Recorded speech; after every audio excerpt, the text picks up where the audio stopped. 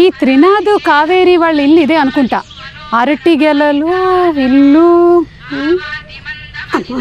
బాగున్నట్టుంది. డబ్బా ఇచ్చేసి తొందరగా వెళ్ళిపోవాలి మనం. కావేరి మీరేంటి ఇక్కడ? నేను సీలేరులో చిన్న షూటింగ్ ఉంటే వచ్చాను. లాస్ట్ టైం మీ ఇంటికి వచ్చినప్పుడు మీ ఆయన్ని పాపని అందరినీ కలిశాను. ఎంత బాగా చూసుకున్నావు నన్ను. అసలు పులిహోర కూడా ఇచ్చావు. డబ్బా నా దగ్గర ఉండిపోయింది, అది ఇచ్చేద్దామని వచ్చా. డబ్బా ఇవ్వడానికి హైదరాబాద్ నుండి సీజర్ వచ్చారా? ఏం మాట్లాడుతున్నావు కావేరి? ఆడవాళ్ళకి డబ్బా అనేది ఒక సెంటిమెంట్.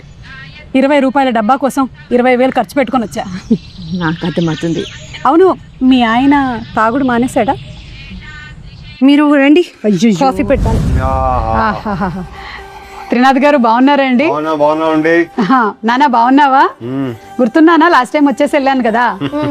అవును, ఏంటి మసాజ్ చేస్తుంది? రాత్రి తాగింది దిగలేదు. అయ్యో, దానికి మసాజా? మంచి కోఆపరేషన్.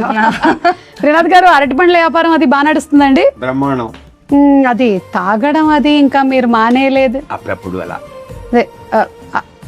అయ్యప్ప స్వామి మాల వేసుకున్నప్పుడు ఇంకా మీరు నిష్టగా ఉంటారని విన్నాను. మొత్తం ప్రతి సంవత్సరం వేస్తాను. ప్రతి సంవత్సరం 41 రోజు చాలా నిష్టగా ఉంటాను. ఏ బంగారు?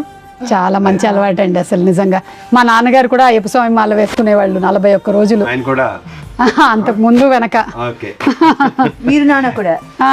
మా నాన్న కూడా సేమ్ ఆల్మోస్ట్. అసలు లాస్ట్ టైం మిమ్మల్ని కలవడానికి వచ్చినప్పుడు అదే స్టోరీ అనిపించింది నాకు, సేమ్ స్టోరీ అని.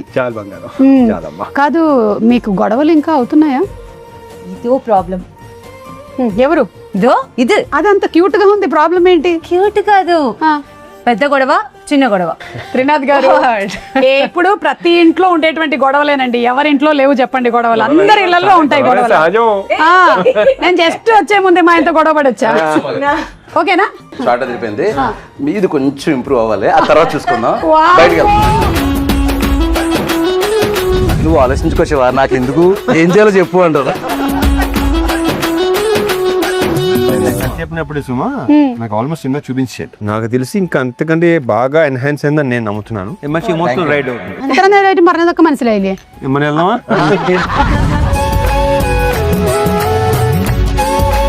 ఆ సాంగ్ ఒక ప్రాపర్ ఆర్క్ ఉంటుంది ఫిల్మ్ లో. ఆ సాంగ్ వచ్చేటప్పుడు థియేటర్ మొత్తం ఎరప్ట్ అవుతుంది.